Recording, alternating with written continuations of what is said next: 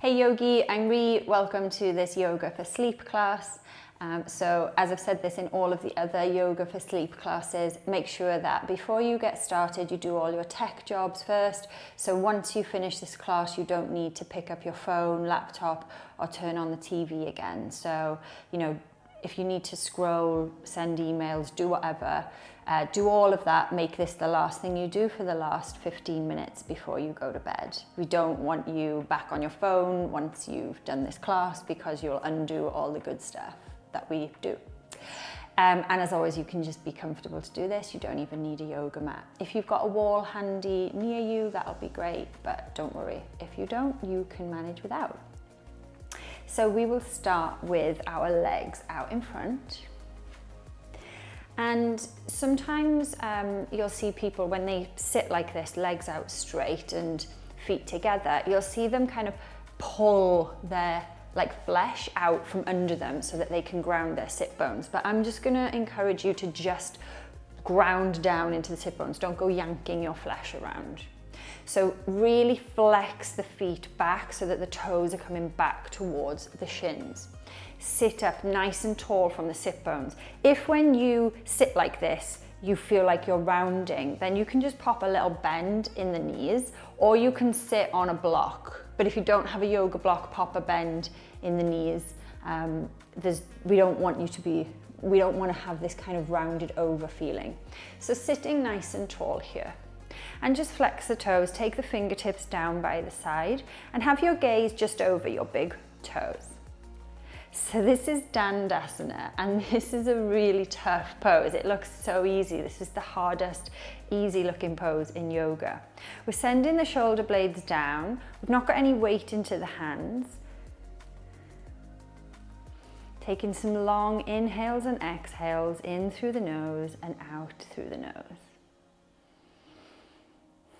From here, we're going to raise the arms up, lift the arms all the way up, reach as high up as you can. Notice that that reaches the spine up from the ground and creates some length there. Inhale. As you exhale, tilt forward. We're not going to be going deep here, so you can just take the hands to the ankles. You can take the hands along down by the calves. The key thing is we want to keep some nice length in the spine. We want to keep integrity in the spine. We don't want the spine to start to do this. This is kind of like the devil for the spine in this posture, unless that's what we're going for. So lift the chest, sit long. So maybe grabbing hold of the bottom of the heels, but we're just keeping nice extension through the chest. We're not worrying about, getting the forehead to our shins. We're worrying about sending the chest down and along the body. So if that means you're here, then that's where you are, and that's cool. Keep breathing in through the nose and out through the nose. Ride in the waves of the breath. See if you can go a little bit further along, deepening the stretch with your exhales. Couple more breaths.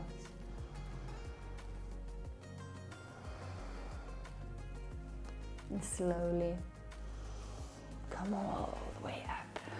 Nice. So the wall will be handy, but you don't need one. If you are close to a wall, you're going to bring your butt all the way up to the wall. So right up to the wall, coming down onto your back. Then taking the legs up to the wall. So the butt really needs to come as close to the wall as it can. I've got a skirting board in the way, but it's up to the skirting board. So you don't want to be far away. Then really ground the back body into the ground. Flex those toes again. So the feet are going to flex, the feet are going to come back towards the shins. You can take the arms up and over the head if that feels good. We're just going to be here for a few breaths. This is a great way to decompress everything. It's also a great way to reduce any kind of water retention and inflammation. This is a really good thing to do for any girls during their period. Anyone, I mean, no one's really traveling at the minute, but anyone that does any long haul flights, this is the winner. When you get off that long haul flight, just take the legs up the wall. If you don't have a wall, then you're just raising the legs up, and don't worry if they slightly bend, try and keep them straight. Obviously the wall helps with that. It kind of does all the work for you. We're just asking the autopilot systems to come out of fight and flight, the reactive nervous system in the body where everything's just like chaos and madness and go, go, go. And the dial is turned all the way up to stimulation and craziness and stress. We're asking the body to, okay, let's dial all of that down, come into the chill zone, landing zone. Landing, ready for sleep. We're not taking off. We're definitely bringing this plane into land.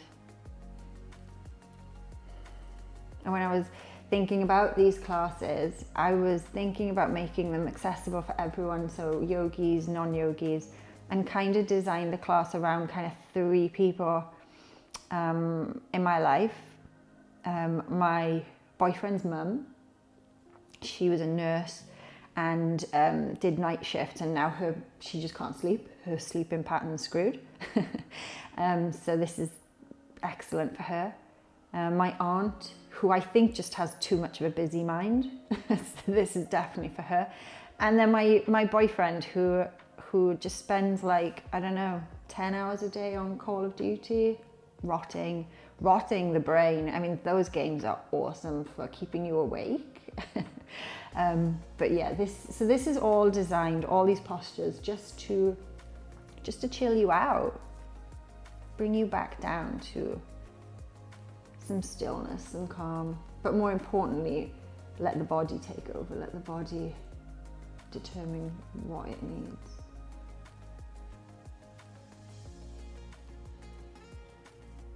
A few more breaths here.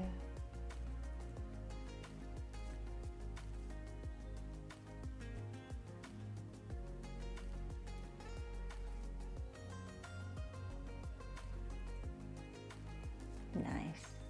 If you are at the wall, you can now bend the knees and push the bum out away from the wall, come away from it. It's easier for me because I've got this kind of staggered, pointless wall. And we're going to stay on the back. So if you weren't at the wall, then you're just coming back to where we're meeting you, where you were already. And we'll take Plow Pose next. So we're going to be taking the feet all the way up and over the head. So to do this, you can take the knees into the chest, have the hands down by your side, and just push yourself up so that the feet go overhead. So you may be here and the feet may not be dropping. That is okay. You might want to put some cushions there for the feet to rest, but you're really encouraging the feet to drop here. So to do that, you're going to place the hands into sort of the mid back and try and bring the elbows in towards each other, so don't have them sticking out like chicken wings. And then just encouraging to send the back body over, gently pressing in with the hands, and the hands are also just providing some support. If you've got the feet touching the floor, you want an extra stretch, you're going to untuck the toes. That'll just stretch it more and let you go a bit further. Or you can tuck the toes, whatever feels good.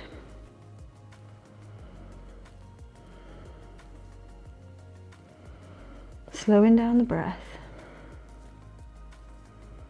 As always, the inhales are through the nose. The exhales through the nose. This is Plow Pose. I'm not sure what the Sanskrit is.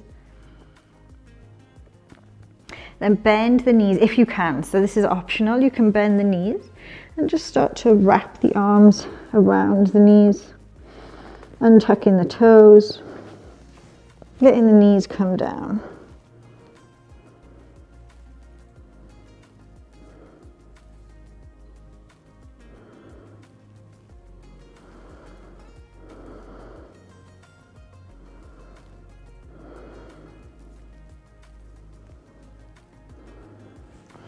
When you're ready, you can come back into that plow, taking the hands down at the bottom of the back. You can bend the knees, bringing them in towards the sort of chest, and then really slowly, slowly, slowly, we're going to just roll down. Nice. Drop the feet. So we'll come back up to sitting. So you can do that by just taking some rock and rolls. You can take a couple of rock and rolls first. You don't need to rush.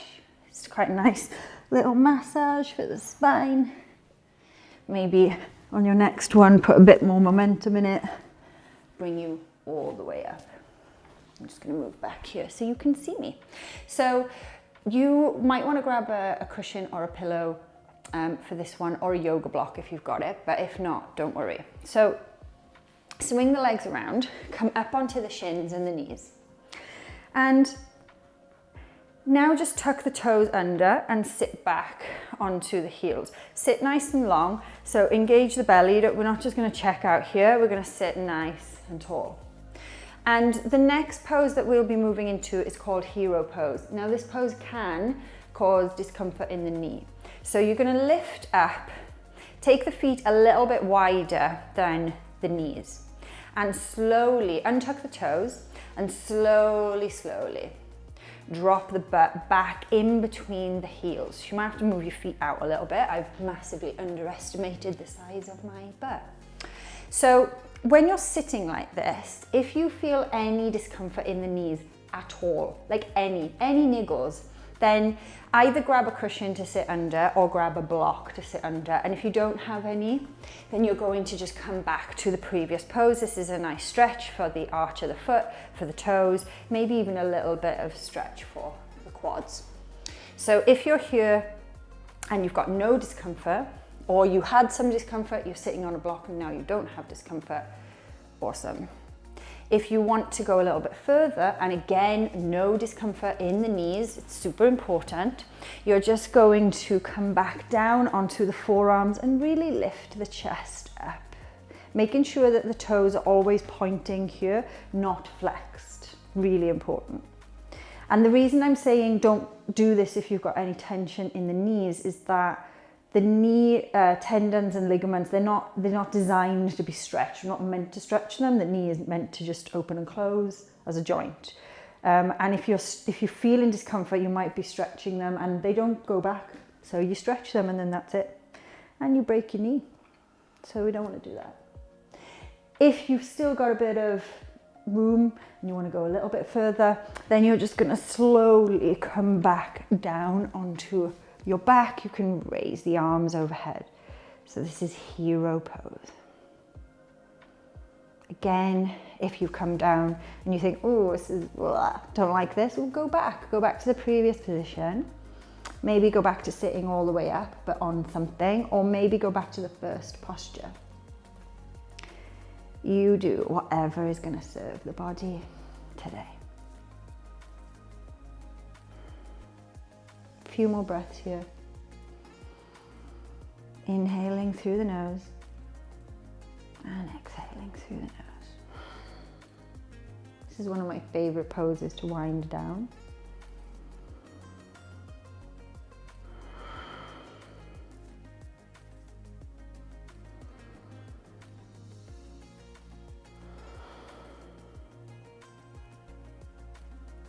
Two more inhales and exhales.